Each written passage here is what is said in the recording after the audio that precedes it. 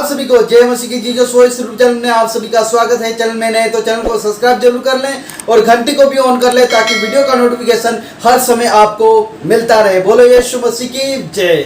मेरे प्रिय भाई बहन, आप इंडिया के किसी भी कोने में प्रभु यीशु मसीह का अगर आप प्रचार करते हैं, अगर आप ट्रैक बांटते हैं, अगर आप कहीं जाकर प्रभु यीशु मसीह के बारे में बता रहे हैं, तो ये आपका अधिकार है। इस अधिकार को आपसे कोई नहीं छीन सकता, क्योंकि यह संविधान हमें आजादी देता है कि आप इंडिया में रहकर किसी भी धर्म का आप प्रचार कर सकते हैं। यहाँ पर मैं केवल क्रिश्चियन का ही प्रचार करो ऐसा नहीं बोल रहा हूँ, आप किसी भी धर्म का आप प्रचार कर सकते हैं। आप जिसको मान रहे हैं उसका आप प्रचार खुले आम कर सकते हैं। ये आजादी हमें संविधान देता है। जब हम आर्टिकल 25 और 26 पढ़ते हैं, हमें आजादी देता है कि आप किसी भी इंडिया का नागरिक किसी भी धर्म का प्रचार कर सकता है, कोई भी धर्म को अपना सकता है। तो में लोग मसीही लोगों को अत्याचार करते हैं, मतलब तुम क्रिश्चियनिटी का प्रचार कर रहे हैं, तुम यीशु का प्रचार कर रहे हैं, तुम धर्म परिवर्तन कर रहे हैं, तुम पैसे देकर लालच दे रहे हैं, तुम लालच दे रहे हैं, तुम ये कर रहे हैं, वो कर रहे हैं,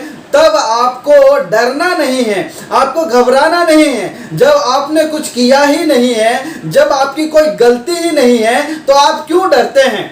आप उनको संविधान से बात करें, आप उनको संविधान सिखाएं कि भारत में रहने वाला हर एक नागरिक को ये अधिकार है कि आप अपने धर्म का प्रचार कर सकते हैं। अगर आप किसी को लालच देते हैं तो ये गलत है।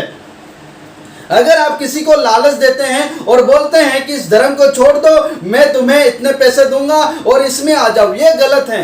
कानूनी कार्रवाई आपके ऊपर होना चाहिए। लेकिन अगर आप बिना प्रलोभन के, बिना कुछ दिए हुए अपना धर्म का प्रचार कर रहे हैं, तो ये संविधान आपको आजादी देता है। लेकिन ऐसा बिल्कुल नहीं है। आज जितने भी मसीही लोग प्रचार करते हैं, कोई पैसा देकर धर्म परिवर्तन नहीं करते हैं, वो केवल यीशु मसीह का प्रचार करते हैं। तो ऐसे बहुत सारे मसीही भाई बहन ट्रैक बांटते हैं, प्रभु यीशु मसीह के बारे में बताते हैं, तो कई लोग आ जाते हैं, उनसे सवाल जवाब करने लग जाते हैं, जिसके कारण से मसीही लोग डर जाते हैं और उनका जवाब नहीं दे पाते हैं। मेरे प्रिय, मैं आपको बताना चाहूँगा, जब आपने कुछ किया ही नहीं है, जब आपकी कोई गलती ही नहीं है, तो आप डरने की जरूरत नहीं है।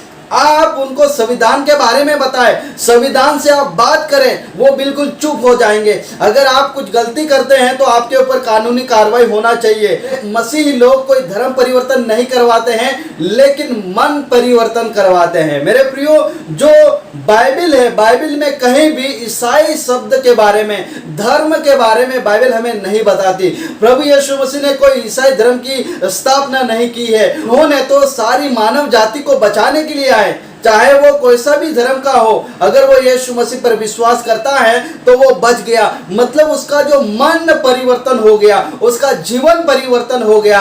तो ऐसे ही एक बहन के साथ हुआ। वो बहन का नाम किरण है और वो बाजार में, मतलब सड़कों में ट्रैक बांट रही थी, प्यार का उपहार।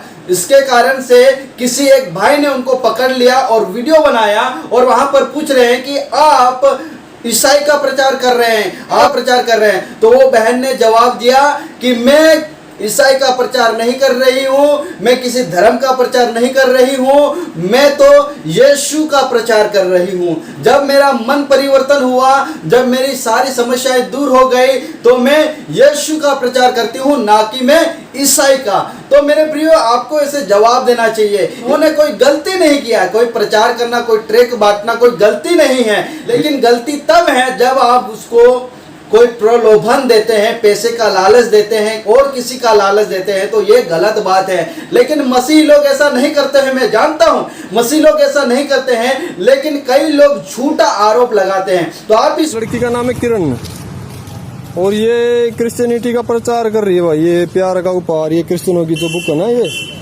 क्रिश्चियन धर्म अपना रखा आपने? नहीं, कोई धर्म नहीं भैया, ये मन को परिवर्तित करता है। मन को परिवर्तित, ये क्रिश्चियन धर्म है। धर्म नहीं है भैया जी, आपने पढ़ा है इसके? नहीं, मैं सुनो मेरी बात सुनो, आपने सुना? तो इस वीडियो में आप देख सकते हैं कि जो भाई वो सवाल पूछ रहा है, वो बहन ने उसका मुंह तोड़ जवाब दिया। ऐसा होना चाहिए, क्योंकि हमने कोई गलती नहीं की, हम क्यों डरे, हम क्यों घबराए? ये हमारा इंडिया है, हमें इंडिया में रहने का अधिकार है। इसलिए 2 तीमुथियुस उसका 1 अध्याय और 7 कलम में लिखा है, देखिए, क्योंकि परमेश्वर ने हमें भय की नहीं पर सामर्थ्य और प्रेम और संयम की आत्मा दी है।